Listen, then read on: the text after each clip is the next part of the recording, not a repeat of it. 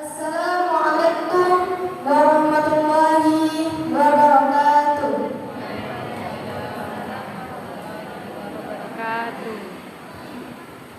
Alhamdulillahirabbil alamin wassalatu wassalamu ala asrofil anbiya'i wal mursalin wa ala alihi washabihi rasulillahi ajma'in, amma ba'du. Yang terhormat Bapak-bapak Imam Masjid Quba, yang sama-sama kita hormati, pengurus Masjid Quba, alim ulama, beserta Bapak Ibu jamaah salat tarawih yang dirahmati Allah Subhanahu wa taala. Baiklah Bapak Ibu, perkenalkan nama saya Kasa Fitri. Saya perwakilan dari SMA Negeri 1 Mantang sebagai dai muda untuk berceramah di Masjid Quba Desa Dayun pada tahun ini. Pertama-tama dan yang paling utama, marilah sama-sama kita panjatkan puji syukur kita atas kehadiran Allah Subhanahu wa taala, yang mana atas berkah dan karunia-Nya kita dapat berjumpa lagi pada Ramadan tahun ini.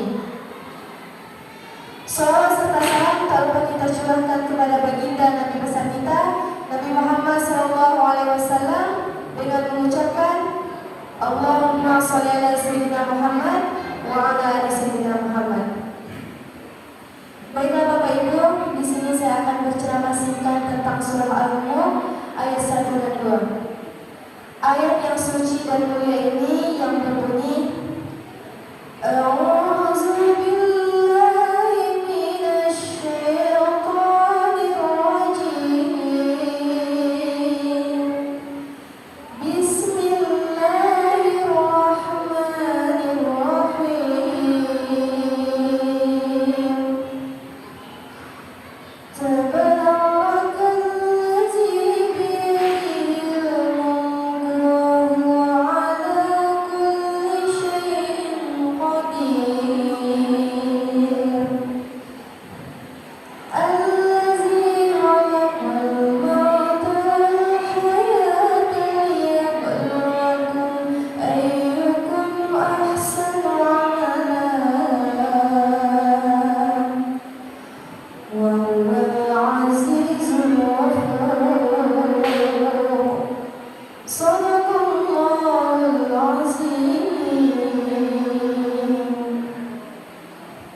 Baiklah Bapak Ibu, itulah tadi bunyi surah Al-Mulk ayat 1 dan 2.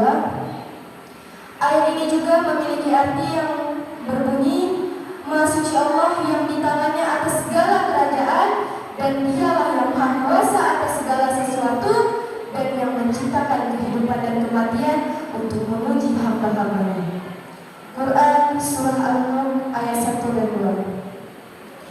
Bapak Ibu sekalian, di sini ada 4 perkara dan kita jelaskan satu-satu.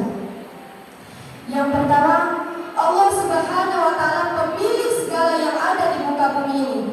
Kata Tabarok menunjukkan betapa agung, mulia dan penuh berkahnya Allah Subhanahu wa taala. Ayat ini juga menegaskan bahwa seluruh kendali ada di tangannya. Jabatan boleh tinggi, harta boleh melimpah, ilmu boleh luas, namun semuanya hanyalah titipan. Hari ini kita bisa kuat, besok kita bisa lemah. Hari ini kita bisa dihormati, besok kita bisa dilupakan. Maka dari itu Bapak Ibu yang dirahmati Allah Subhanahu wa taala, jangan pernah kita sombong, karena sesungguhnya kita ini bukan pemilik, tetapi kita hanya pengelola. Ini menumbuhkan di dalam hati kita, yaitu tawadu, yang artinya rendah hati. Yang kedua adalah mengapa disebutkan mati sebelum hidup. Menariknya Allah Subhanahu wa taala menyebutkan mati sebelum hidup. Yang bernyawa pasti akan mati. Banyak di antara kita, Bapak Ibu sekalian, kita sering menyiapkan tentang dunia, tetapi kita lupa menyiapkan tentang akhirat. Padahal kematian itu bukanlah akhir dari segalanya, melainkan awal perjalanan baru atau yang sebenarnya. Bapak Ibu yang dirahmati Allah Subhanahu wa taala. Yang ketiga adalah mengungkapkan satu rahasia besar Allah, yaitu siapa yang paling baik amalnya. Tetapi Allah Subhanahu wa taala tidak menyebutkan siapa yang paling banyak amalnya, tetapi Allah menyebutkan ahsanu amala, siapa yang paling baik amalnya. Para ulama juga menyebutkan 3 kebaikan. Yang pertama, ikhlas karena Allah. Yang kedua, sesuai dengan tuntunan Rasulullah SAW.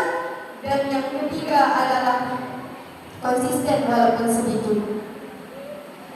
Terkadang satu sedekah kecil yang penuh ikhlas lebih berat timbangannya daripada satu sedekah besar tetapi dengan penuh. Bapak Ibu yang dirahmati Allah Subhanahu wa taala. Yang keempat adalah Allah Maha Perkasa tetapi juga Maha Pengampun. Di akhir ayat ini Allah Subhanahu wa taala menyebutkan 2 namanya. Yang pertama Al-Aziz dan yang kedua Al-Ghafur. Al-Aziz ini yang Maha Perkasa, yang artinya tidak ada satu orang pun yang mampu menandinginya. Dan yang kedua Al-Ghafur, yaitu yang Maha Pengampun, yang artinya pintu taubat selalu terbuka. Para ulama juga menyebutkan 2 di dalam hati kita. Yang pertama takut berbuat dosa, dan yang kedua berharap selalu diampuni. Bapak Ibu yang dirahmati Allah Subhanahu wa taala, surah Al-Mulk ini juga memiliki keutamaan. Rasulullah SAW bersabda, ada surah yang terdiri dari 30 ayat yang memberi syafaat kepada seseorang sehingga terampunilah dosa orang tersebut, yaitu Tabarakalladzi biyadihil mulk, hadis riwayat Abu Daud dan Tirmidzi. Bapak Ibu yang dirahmati Allah Subhanahu wa taala, perlu kita ketahui waktu terus berjalan, usia terus berkurang. Maka dari itu Bapak Ibu, marilah kita jadikan setiap detik sebagai ladang amal kebaikan, perbaiki niat dan selalu mendekatkan diri kepada Allah Subhanahu wa taala. Para ulama juga menganjurkan kepada kita untuk selalu membaca surah Al-Mulk agar kita terhindar dari azab kubur.